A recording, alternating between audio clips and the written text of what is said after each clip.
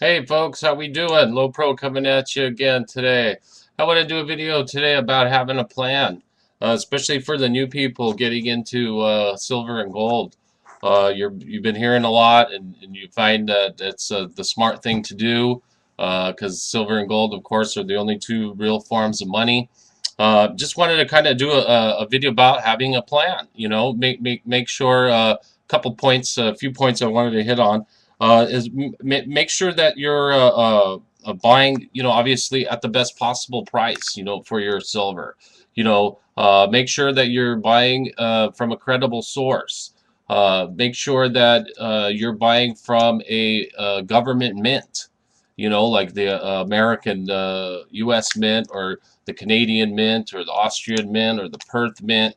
Make sure you're buying from a mint. So when it comes time to get rid of them, you're not going to have any issues because these are so very well recognized. These here are obviously the Canadian Maple Leafs, 1996 Maple Leafs here, but excuse me, but have a plan. Where are you going to get it? Sell them. When it's time to sell, because gold and silver will one day become overvalued, and they will, like real estate and everything else, be overvalued, and that you're going to have to, get rid of it.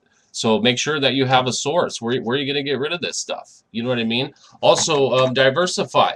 I like to diversify. Like I think Mike Maloney or one of those guys were saying that they like to diversify in their gold and silver, but I like to diversify with respect to some slabbed graded coins, which are called numismatics, or government mint issued mylar plastic here with respect to these guys, or just your basic. I don't know. I got like a Franklin $50 here. Um, but have what you want. I usually don't go over a 10-ounce bar. I usually stick with the 1 ounce, 5 ounce uh, uh, levels. 10 ounce Eagle Hard, Johnson Matthey's. Those are about the biggest bars. Some people like to go bigger, and that's fine. But I recommend not going that high just because of the questions that there's been around with people filling them with tungsten and and lead and other things. So why give yourself put yourself in a position where later down the line you can have a headache.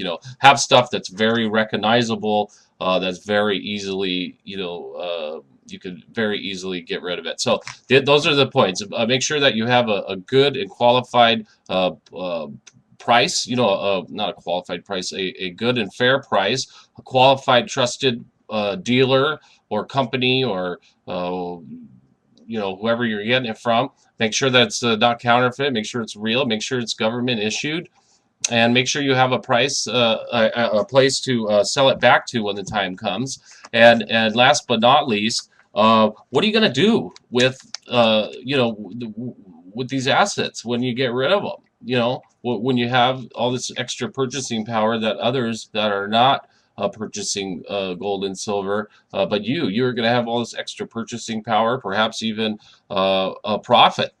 What are you going to do with it? Are you going to invest it in real estate? Are you going to, what are you going to do with it? So, just have a plan. Have a plan. Don't just start buying this stuff because you hear that it's the right thing to do and everybody else is doing it.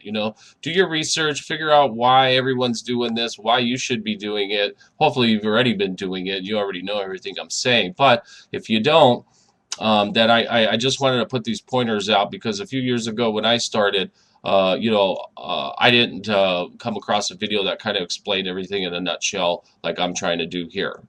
So don't have like multiple sources. Usually if you want to deal with one or two people, that's enough. If you can find all the kind of things that you like through one or two sources, and that's great. If you're looking for opportunities in gold and silver, well, I also could help you with that, and I'll have information under the video for that. But basically, those are kind of the points I wanted to make today, and I hope you have a great weekend, and we'll see you on the next video. Please leave any comments or contact me with any questions. Thanks again.